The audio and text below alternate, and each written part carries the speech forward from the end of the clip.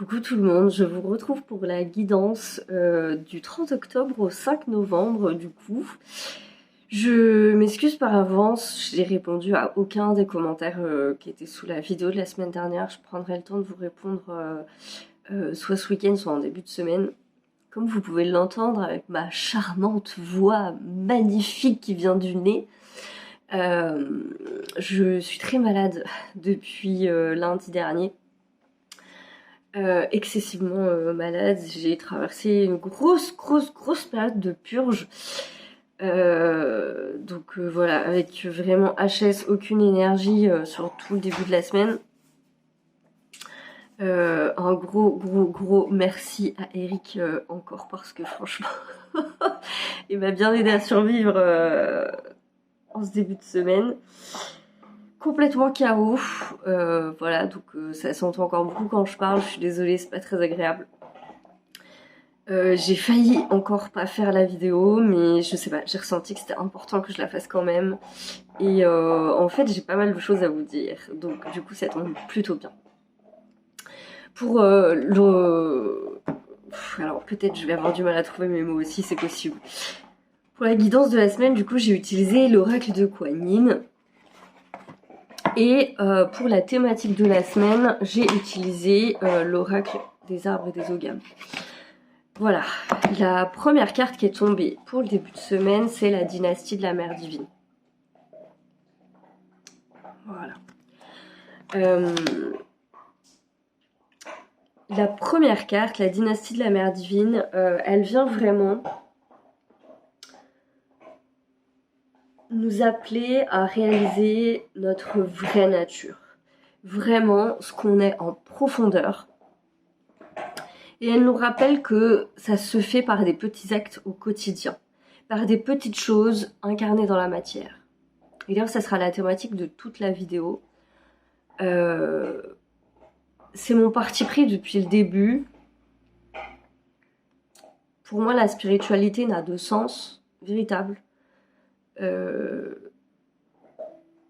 que quand elle est dans la matière, que quand elle est incarnée dans la matière. Et ça, c'est quelque chose qui...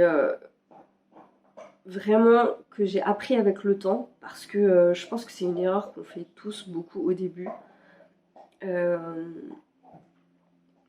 C'est très simple, si on prend la méditation, c'est très simple de méditer quand tout va bien dans notre vie.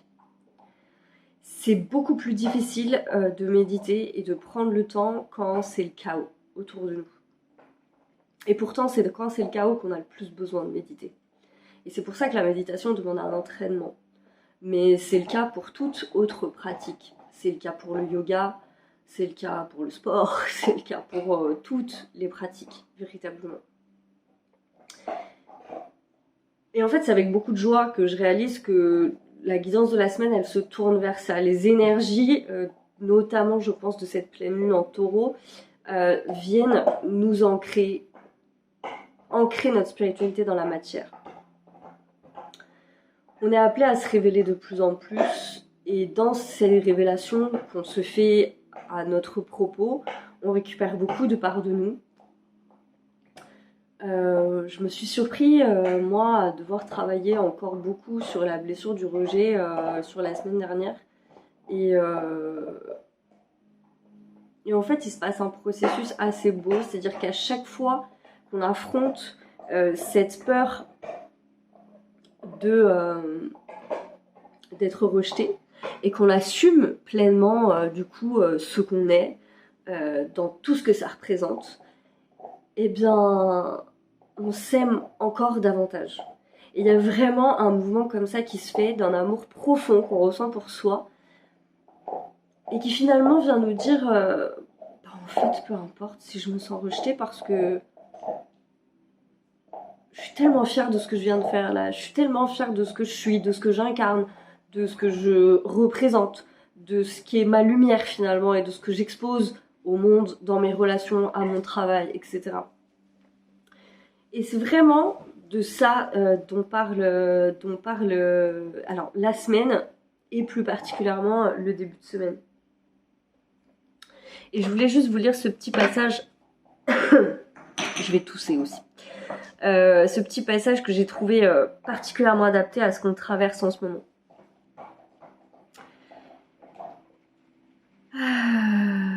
Pardon. Le seul souhait de la déesse mère divine est que tous les êtres soient libres spirituellement. Elle nous demande de réaliser notre véritable nature et d'aimer notre propre divinité. L'illumination est l'aboutissement de plusieurs petites étapes. Chacune d'elles semblable à une goutte d'eau s'unissant en un océan de paix, de prise de conscience, d'amour et d'unité intérieure. Un océan qui dissout la peur, la séparation et le manque, en nous baignant d'abondance et d'allégresse. Vous portez en vous la torche de l'illumination, chère âme, faites-la briller tous les jours.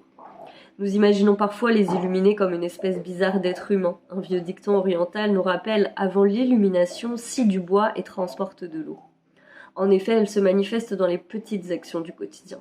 Une petite chose peut parfois représenter un saut gigantesque. Et nous remarquons alors que notre chemin vers la sérénité est constitué des choix que nous faisons à chaque instant. La dynastie de la Mère divine est son héritage spirituel, sa compassion infinie pour la souffrance humaine et son intention de sortir l'humanité de son ignorance et de la guider vers la paix qui transparaît chez les déesses orientales comme Kuan Yin, Tara Verte et Mazu. Et ça me paraît important parce que je crois que c'est ce dont on a besoin autant au niveau collectif qu'au niveau individuel en ce moment.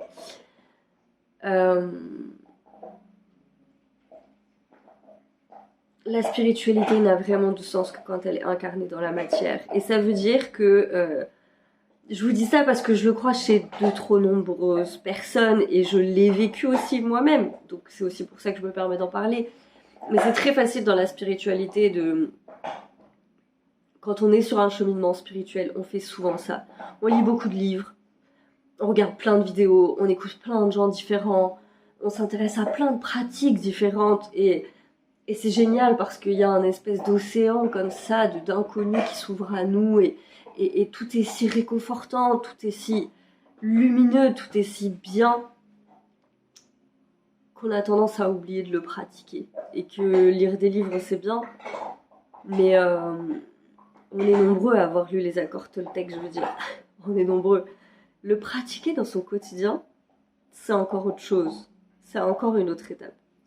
Et cette carte du début de semaine, elle vient nous dire ça. Elle vient nous dire que l'important, c'est pas l'illumination en tant que telle. C'est pas la sagesse spirituelle qu'on a ou qu'on n'a pas. Le niveau de conscience qu'on a ou qu'on n'a pas.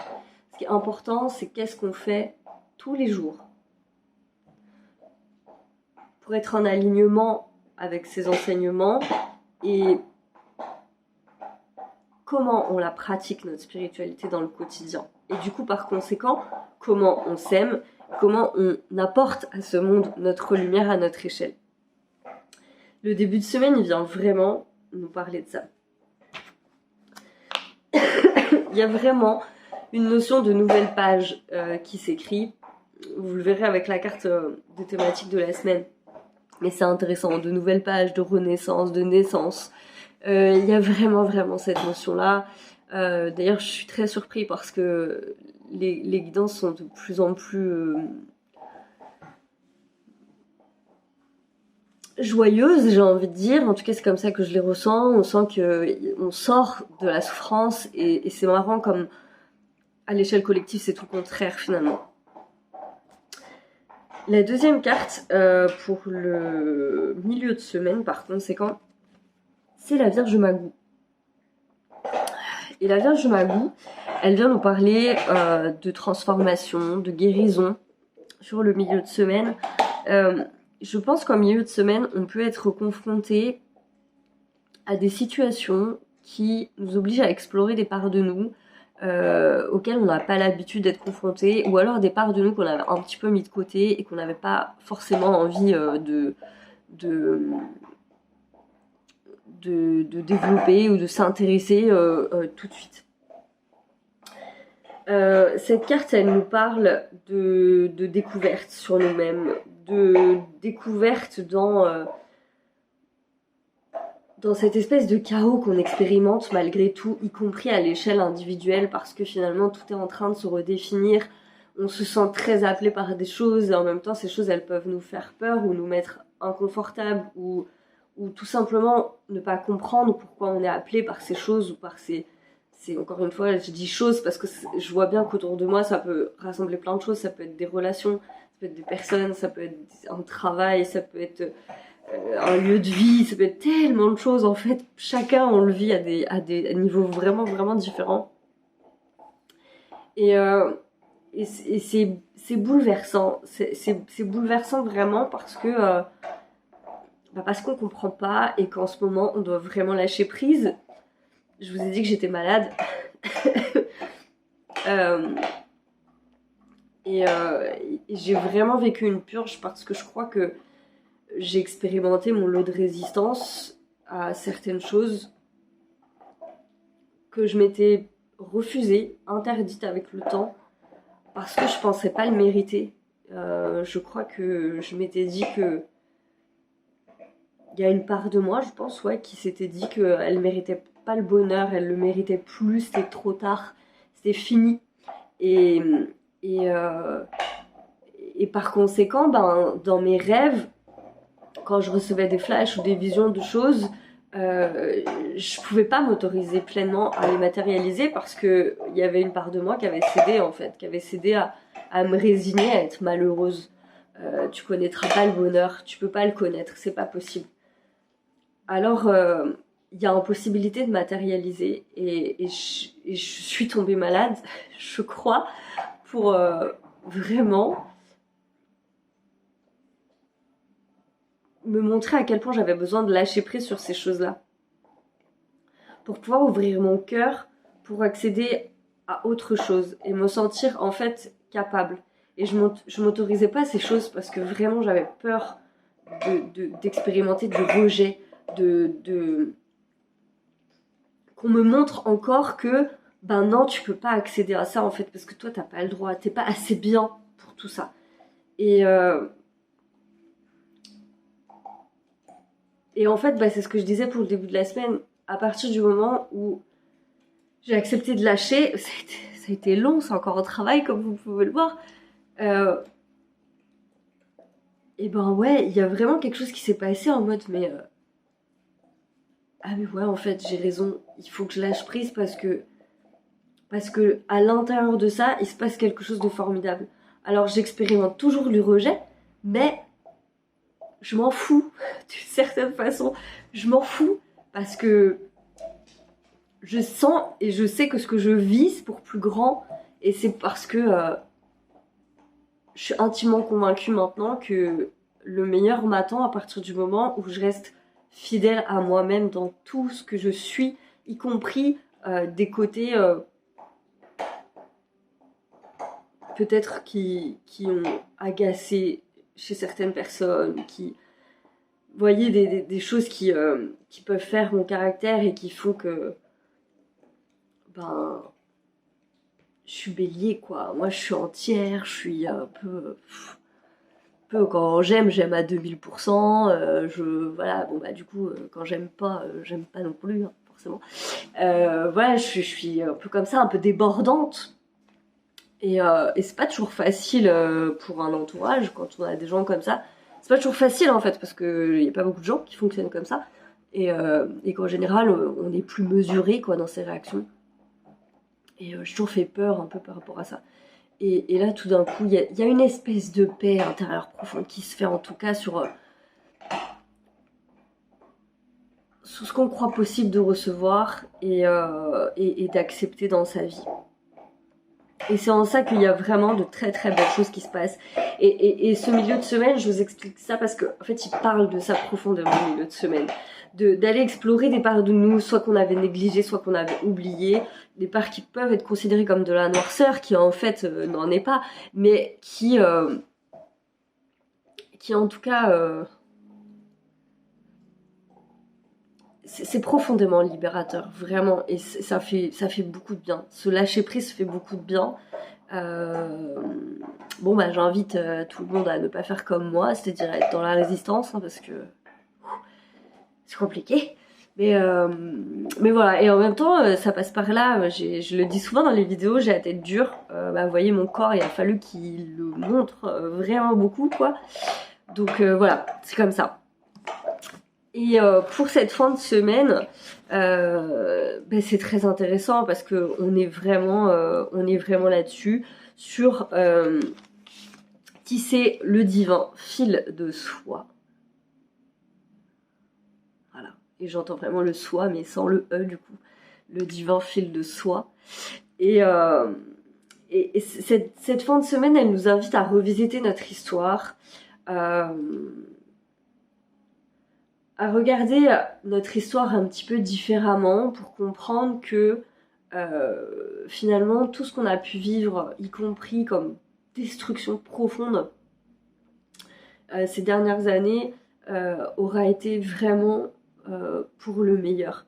Et c'est pas facile parce que je me suis bien rendu compte moi cette semaine que tout ce que j'ai pu ces dernières années m'a vraiment poussée par instinct de protection à me renfermer très très profondément à l'intérieur de moi. Et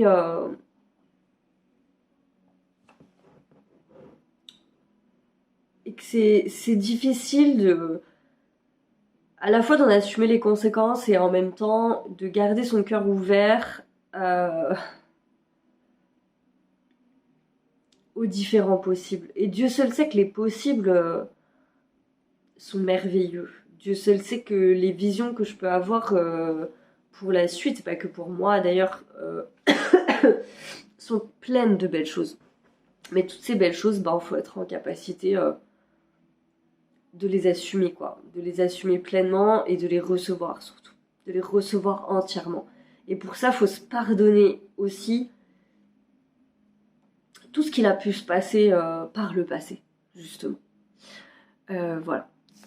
Et pour la thématique de la semaine, avec l'oracle des arbres et des ogames, c'est la carte Beth. Je sais pas si on le dit comme ça en anglais. En tout cas, c'est le boulot. Et cette carte, elle parle vraiment. Voilà, je suis Beth, l'arbre de la vie et de la renaissance.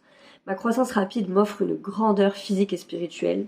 De mon bois sont créés les berceaux et les cercueils, cocon de la naissance et de la renaissance des âmes. C'est très difficile quand tu me renifles les aisselles, Snoop. Vraiment. J'aimerais travailler, mon chat. Assis. Assis. Sois raisonnable. Merci. Mes racines puisent dans l'humus né de la mort de mes frères, les nutriments nécessaires à l'épanouissement de mon feuillage protecteur. J'offre au printemps ma sève nourricière comme une mère fertile allaitant son enfant. Je suis Beth, l'arbre du commencement. Donc il y a vraiment une énergie de nouvelles possibilités, de nouveaux commencements, de naissance, renaissance, commencement, élévation, croissance, gestation, fertilité, famille. Donc c'est une très très belle énergie féminine qui se déploie sur la semaine prochaine. Il y a la naissance de quelque chose véritable qui se met en place et l'énergie en est vraiment magnifique. Je ressentais le besoin, c'est pas quelque chose de prévu, mais voilà, ça s'est invité à moi et c'est important, c'est important pour moi. Et vous savez, maintenant vous me suivez pour la plupart depuis longtemps, donc vous savez.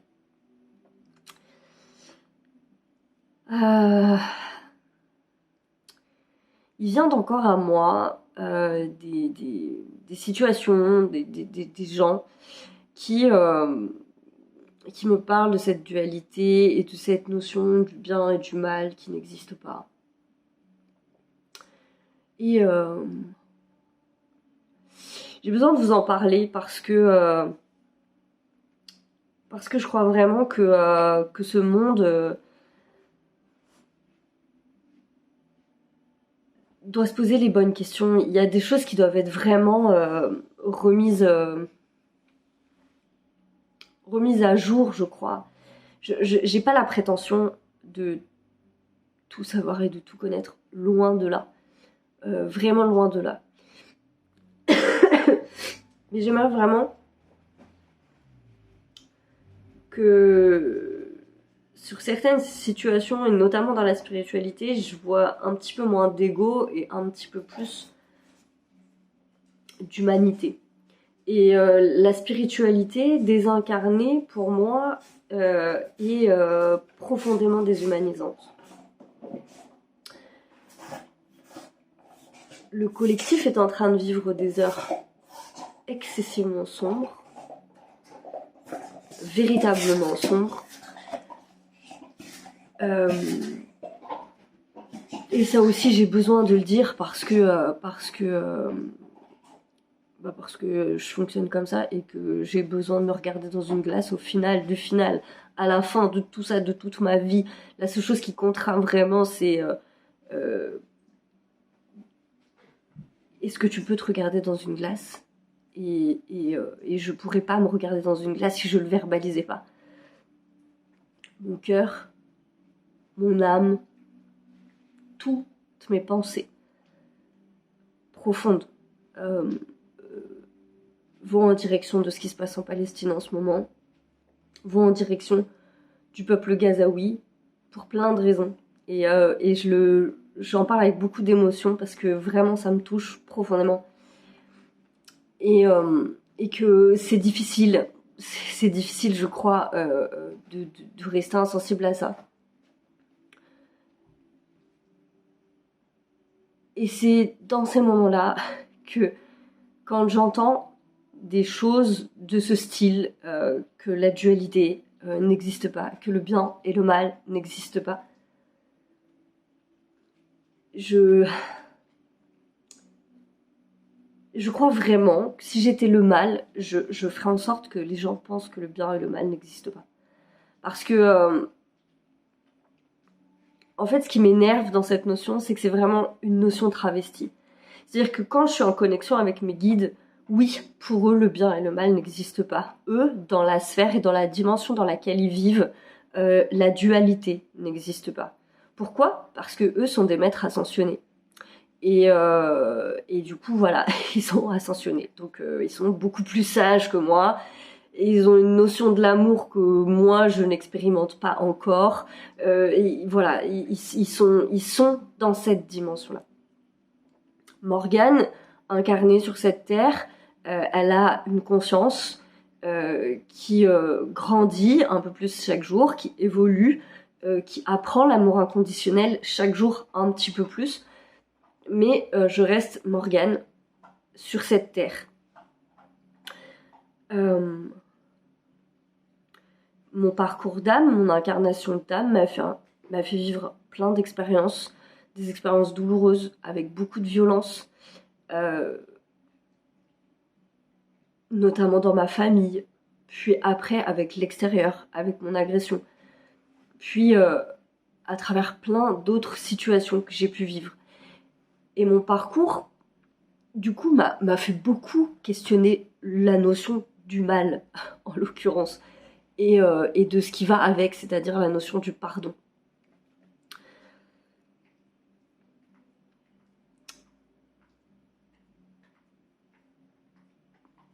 Et je suis désolée de devoir en reparler presque, mais je trouve ces notions dangereuses quand elles sont travesties, mal expliquées, maladroitement mises en place, parce que notre terre est profondément imparfaite, qu'il se passe encore tout un tas d'horreurs et d'ignominies sur cette planète.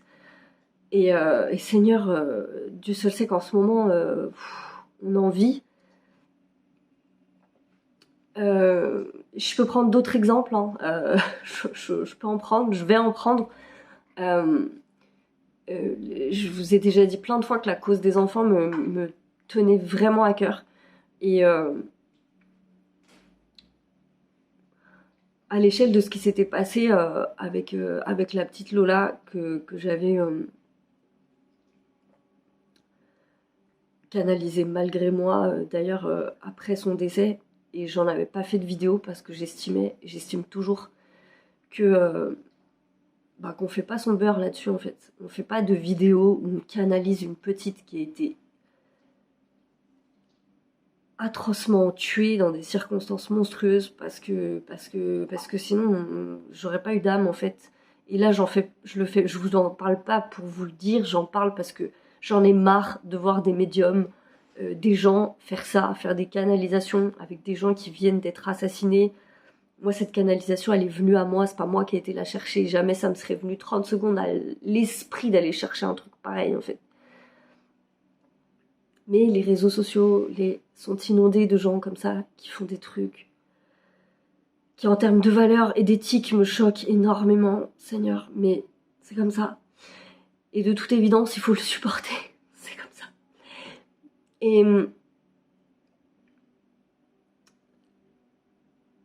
Et les enfants sont en souffrance, vraiment, à plein de niveaux. Mais notamment parce que y a des gens qui en abusent, et l'existence même du dark web sur cette planète en est un bon exemple. Et on m'enlèvera pas de l'esprit que, au vu des faibles moyens qu'on donne à la lutte contre la pédocriminalité, alors que pourtant c'est un fléau immense et gênant. Et c'est gênant pourquoi ? Parce que la pédocriminalité, il n'y a pas grand monde qui a envie d'en entendre parler en vrai. Et pourquoi ? Parce que c'est atroce, c'est ignoble. Et que l'être humain a un réflexe, plutôt sain, me direz-vous, de protection, c'est que quand c'est trop atroce, on le voit pas, en fait. C'est ce que des centaines de milliers de victimes de viols et d'inceste dans les familles ont fait pendant des générations. C'est-à-dire, on sait, on voit, on a vu, on sait, on a entendu, mais je veux pas voir. Parce que ce que je vois là, c'est trop atroce. D'accord ? Et ce phénomène qui se répercute de génération en génération, je ne veux pas voir l'atrocité de ce monde, parce que ce que je vois, c'est trop atroce, nous fait cautionner, malgré nous, beaucoup, beaucoup, beaucoup de choses sur cette terre.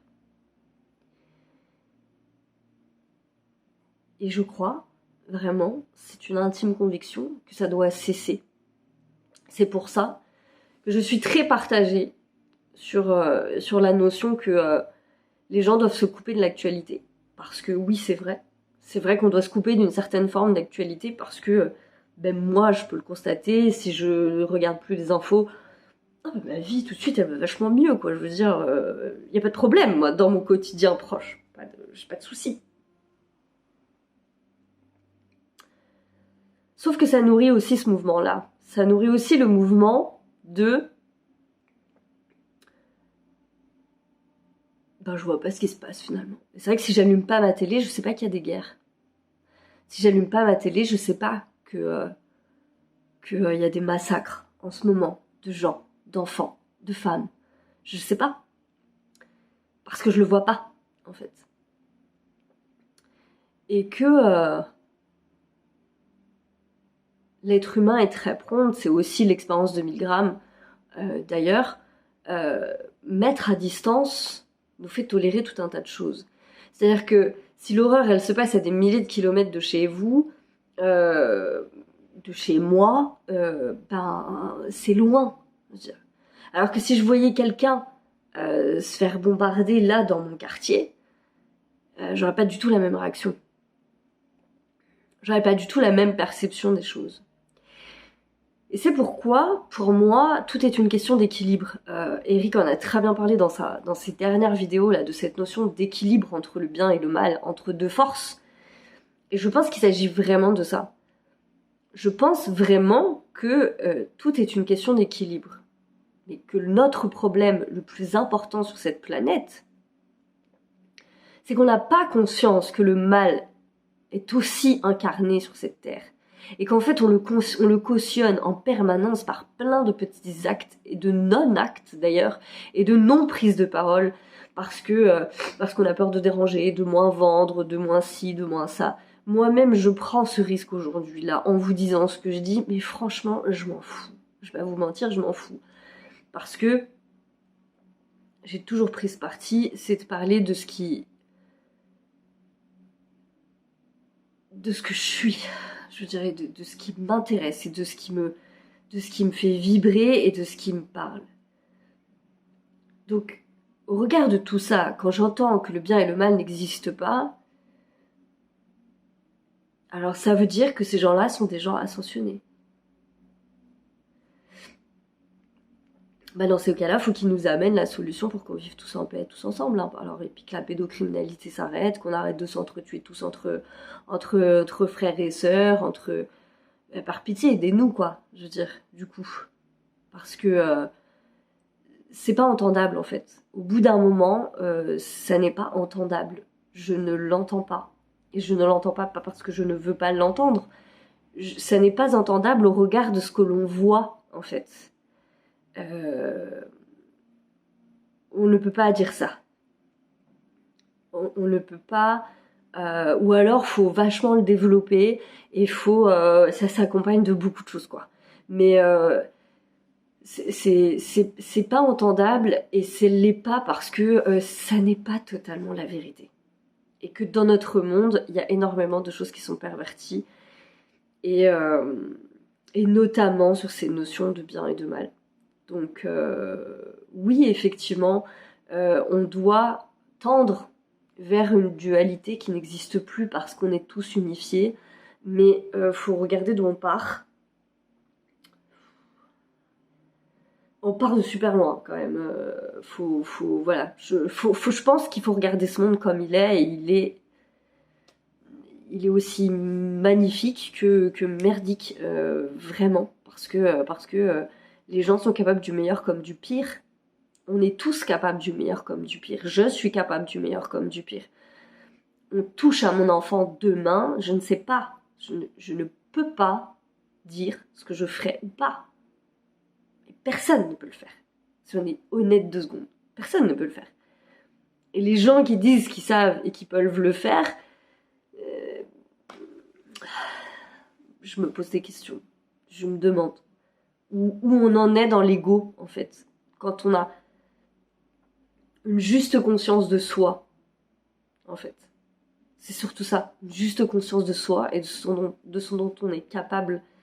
Où est notre courage, où est notre lâcheté, mais où est notre horreur aussi.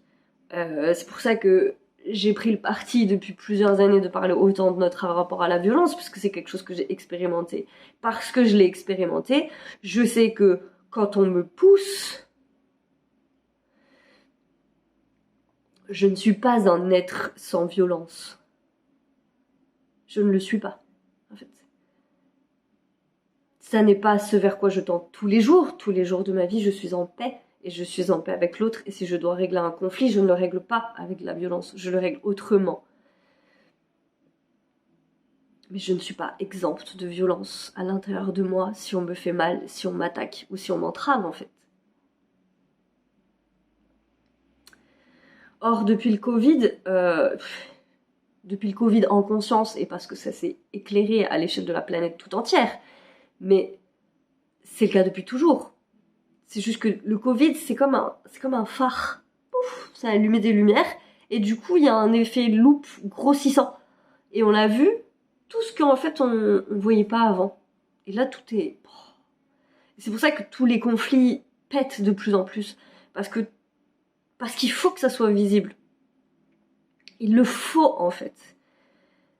L'humanité, elle a besoin que ça soit visible. C'est pour ça que j'ai un gros doute. C'est même pas un doute, plus fort que ça encore. J'ai un gros doute sur cette notion du bien et du mal, quand les gens disent que ça n'existe pas, que la dualité n'existe pas, que tout ça n'est qu'une illusion.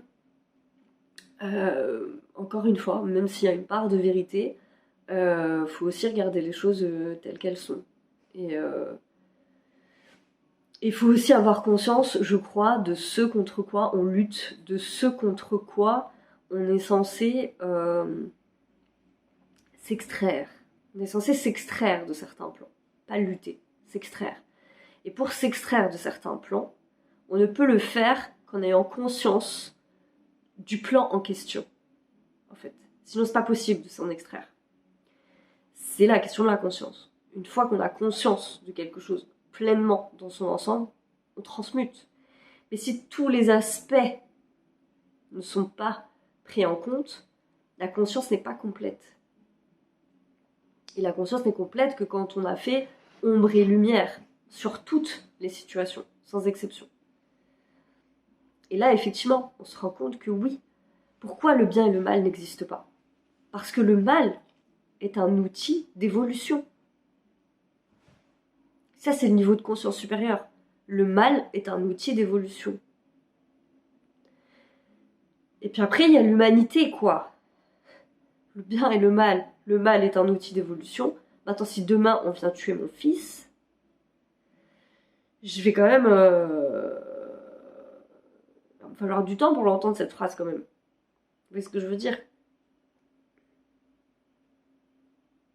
Bah oui, en fait. Parce que je vais quand même la traverser, la colère. J'ai beau savoir que l'au-delà existe, j'ai beau savoir que les êtres sont souvent bien mieux là où ils sont que quand ils sont incarnés sur Terre, dans leur souffrance, dans leur malheur, ben n'empêche que je vais vivre mes étapes de deuil, ma tristesse, ma colère, et que mon fils, il me manquera, en fait. La spiritualité incarnée dans la matière. C'est pas seulement des mots quand on parle, quand on s'adresse aux gens. C'est pas seulement des mots vides de sens. Tous ces mots, ils sont porteurs de quelque chose. Et on ne peut pas balancer à tort et à travers que le mal n'existe pas. Parce qu'encore une fois, que les gens ne croient pas au mal, c'est une chose. Mais le mal, il croit en tout le monde, lui. Il a toujours une brèche pour s'immiscer. Et des brèches égotiques, il y en a plein, en fait. Il y en a plein. Donc voilà. C'était important. Je suis désolée pour ceux que je saoule avec ça. Je suis vraiment désolée. Mais je peux pas. C'est trop ancré en moi pour que je me taise, en fait. Et c'est trop mûrement réfléchi depuis des années et des années et des années. Et tout ce que je vois aujourd'hui ne fait que me confirmer ce que je dis. Et ce que je pense et ce que je ressens depuis tellement longtemps. Donc oui, il faut pas faire un focus sur le mal. Il faut se focus sur la joie, sur la création, sur toutes ces belles énergies qu'on est en train de voir naître. Mais il faut aussi avoir conscience d'où on est, d'où on part, d'où on veut aller. Voilà. Sur ce, je vais arrêter de vous faire supporter ma voix de canard. Et je vous souhaite une excellente semaine. Prenez soin de vous, de manière à ne pas tomber malade comme moi. Voilà. Je vous embrasse.